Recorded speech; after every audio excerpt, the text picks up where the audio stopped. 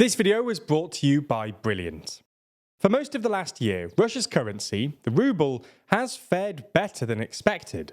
Having collapsed to a historic low of 140 ruble per dollar in the immediate aftermath of the invasion, it then recovered to a high of 56 per dollar in April, before stabilising at about 60 per ruble for most of the last year. However, in the past few months, the ruble has started steadily declining, falling to 70 ruble per dollar in February, then 80 in April, before reaching an 8-year low of nearly 95 per dollar this week, after Wagner's attempted coup.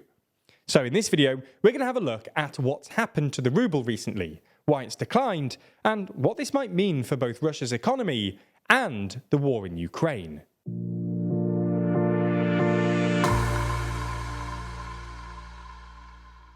Before we start, if you haven't already, please consider subscribing and ringing the bell to stay in the loop and be notified when we release new videos. So, before we get into its recent decline, let's start with a bit of context. When sanctions were first introduced in Russia in the immediate aftermath of Putin's invasion of Ukraine, many analysts expected them to cripple the Russian economy. After all, these sanctions were unprecedented. They included freezing Russian central bank assets, expelling a shot of Russian banks from SWIFT, and individual sanctions on Russian elites, and even Putin himself. In the first few weeks, Russia's economy looked precariously close to collapse. The Russian central bank was forced to more than double interest rates. Russia closed its stock market indefinitely, and Russia's currency, the ruble, collapsed to an all-time low of 140 per dollar. However, unfortunately for the West, the Russian economy, and the ruble, actually fared better than expected. That's not to say they did well. According to official data, the Russian economy still shrunk by over 2% last year. And for reasons covered in a previous video, that number should be taken with a pinch of salt, and will have been deceptively inflated by military spending. Nonetheless, the Russian economy clearly didn't collapse, as some Western politicians expected it to, and the ruble actually seemed to have recovered. By April of last year, it had returned to its pre-war level of 70 ruble per dollar, and it actually hit a 5-year high in early July, peaking at about 57 ruble per dollar. The ruble's apparent strength became one of Putin's favourite talking points, which he claimed was proof of the futility of the West's sanctions. Уровень цен в России после серьезного всплеска в марте-апреле, начиная с мая, практически не изменился. А российский рубль стал одной из самых сильных валют мира с начала года. Такой результат достигнут за счет наших решений по регулированию оттока капитала, по переводу оплаты газа на рубли, по активному использованию в торговле с партнерами национальных валют. Но прежде всего, конечно, за счет ответственной финансовой политики. Now, as we mentioned at the time, this wasn't because people really wanted rubles. Rather, it was because Russia's central bank had wisely hiked interest rates from 9.5% to 20%, making it more attractive to hold rubles, but almost guaranteeing a recession in the real economy. And because the Kremlin implemented stringent capital controls to bolster its currency, including limiting who could trade rubles on official exchanges, banning foreign investors from selling their Russian investments, and requiring exporters to convert 80% of their foreign exchange reserves into ruble. This then essentially became 100% when Russia started requiring European oil and gas importers to pay for their hydrocarbons in ruble. The point we're making is that the ruble's appreciation last year was ultimately down to two things: clever central banking and the massive demand for oil and gas, which both peaked in the immediate aftermath of Putin's invasion. This provided Russia with copious amounts of foreign currency, which they could then use to defend the ruble. However, in the past few months or so, the ruble has experienced a steady decline, which accelerated late last month. By January, the ruble had returned from its high of about 56 per dollar to its pre-war level of about 70 ruble per dollar. In the months since, though, the ruble has continued to decline, reaching 80 ruble per dollar in April, and then slipping to a new low of nearly 95 ruble per dollar this week. The ruble has become one of the worst performing currencies in 2023, slipping 21% in the past few months. As we see it, there are at least 3 reasons for this decline.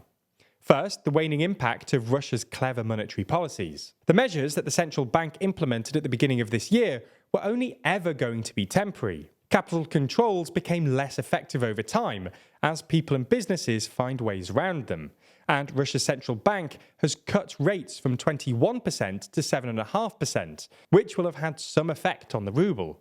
Second, the drop in global hydrocarbon prices.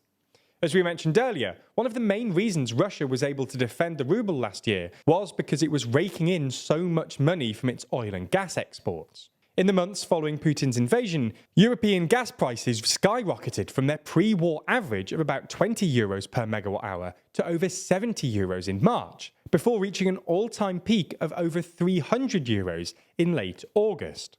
Similarly, oil prices jumped from about $80 per barrel at the start of the year to an 8-year high of about $120 per barrel in the days after Putin's invasion, and stayed above $100 for the next few months. However, in the past few months, oil and gas prices have declined. European gas futures are now trading at around €35 per megawatt hour, which is above the pre-war average, but well below what it was last year.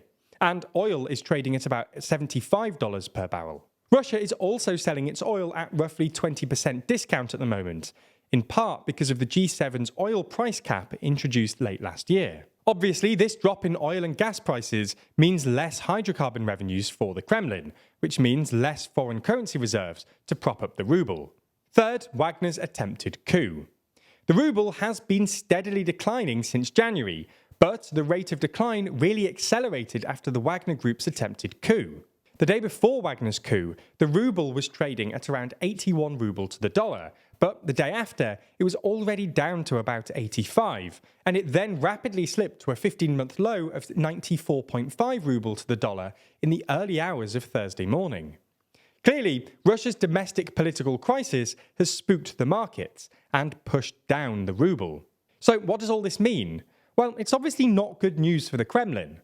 While it's unlikely to have a critical impact on Russia's war effort, given that Russia produces most of its arms domestically and has significant reserves saved up for exactly this purpose, a weaker currency does still mean less purchasing power, which will make funding Russia's war in Ukraine a bit more difficult. It also runs the risk of stoking inflation, which has only just started to come down in Russia.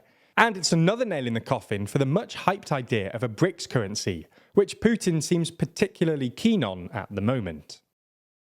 It's interesting that even as people ostensibly into politics, the TLDR team spends more and more time analysing data and economic information as it becomes more and more critical. As a bunch of people who are ordinarily more focused on words than numbers, we've really benefited from courses on brilliant.org in order to keep ourselves sharp.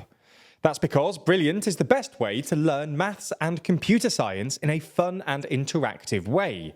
From foundational and advanced maths to AI, data science, neural networks, decision making, and more, with new lessons added monthly. Even if you, like us, don't necessarily think of yourself as a traditional STEM kind of person, these courses could prove incredibly useful for your life and career.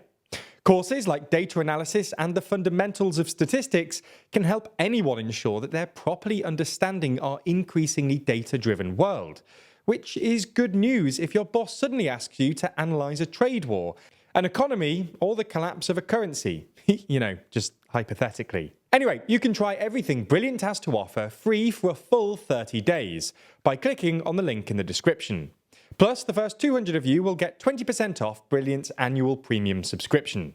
Thanks for your support and for watching TLDR.